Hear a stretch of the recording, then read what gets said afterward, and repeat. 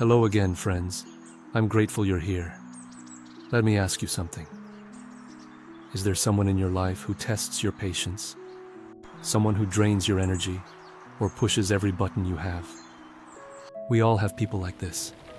And while it may be tempting to avoid them, the Buddhist path invites something deeper. Not escape, but transformation. Today, let's explore 5 ways Buddhism can help you handle difficult people with wisdom, compassion, and peace. When someone lashes out at us with anger, rudeness, or coldness, it's easy to react. But Buddhism teaches us to look more deeply. That behavior is only the surface. Beneath it is a person, shaped by causes and conditions we may never know. We don't excuse the behavior, but we try to understand the suffering behind it. Perhaps they weren't shown love as a child. Perhaps they are in pain right now. Perhaps they don't know how to express their needs. When we pause to see the human being, not just the behavior, we create the space for compassion to arise. And in that space, we don't take things so personally. When I first joined the monastery, there was an elder monk who always seemed distant, even harsh. I misunderstood him for years, until I finally sat and listened to his story. What I had taken as coldness was actually grief. That moment changed how I see everyone. And when we begin to see others more clearly, not as enemies, but as human beings shaped by pain, we can begin to choose how we respond. Not reactively, but with awareness. When someone throws anger or negativity your way, you don't have to catch it. The Buddha once said, "If someone offers you a gift and you do not accept it, to whom does the gift belong?" Think of that the next time someone is sharp with you. You can choose not to engage in the same energy. You can breathe, pause, and respond from your center. This doesn't mean being passive. It means being wise. You are not obligated to absorb anyone's chaos. Let them carry their own energy. You carry peace. That is your practice. There was a time I tried to meet anger with calm words. But inside, I still absorbed the tension. It took years before I learned. Silence can be strength when it comes from inner stillness, not fear. But staying centered doesn't mean staying available to everything. Sometimes, the most compassionate thing you can do is protect your own energy. One of the great misunderstandings about compassion is that it means letting people walk over you. But in Buddhism, true compassion includes yourself. You are allowed to say no. You are allowed to walk away. You are allowed to protect your peace without closing your heart.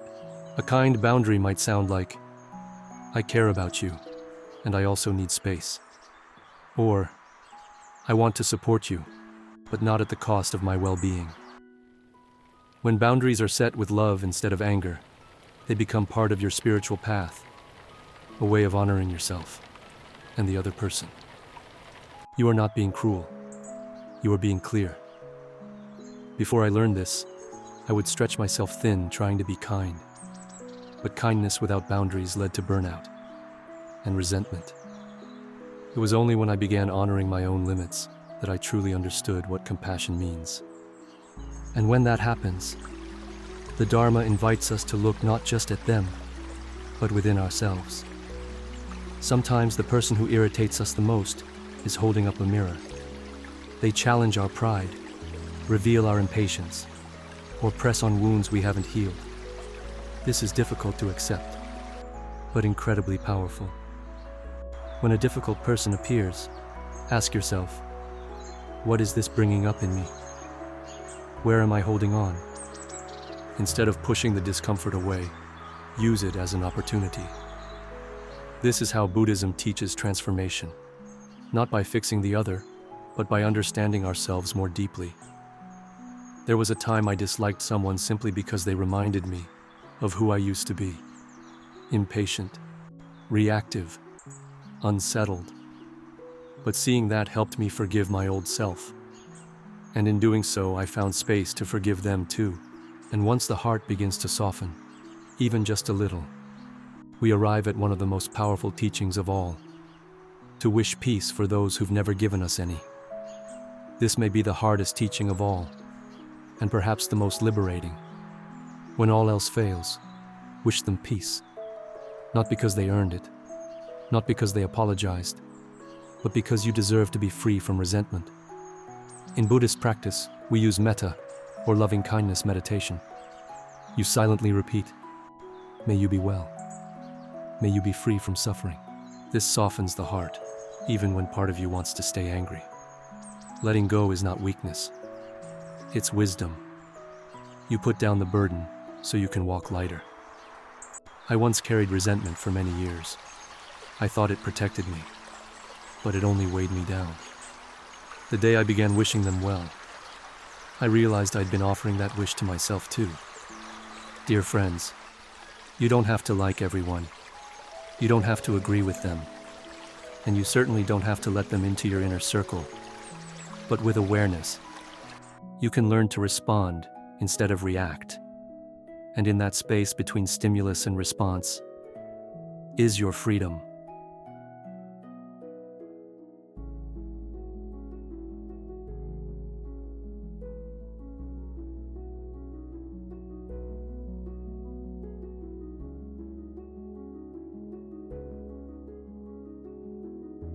I still meet difficult people from time to time, but now I meet them with a little more patience, a little more space, and a heart that no longer needs to be right, just free. Which of these teachings spoke to your heart today? I'd love to hear in the comments. If this brought you clarity, please like this video, subscribe to the channel, and share it with someone who may be walking this same path.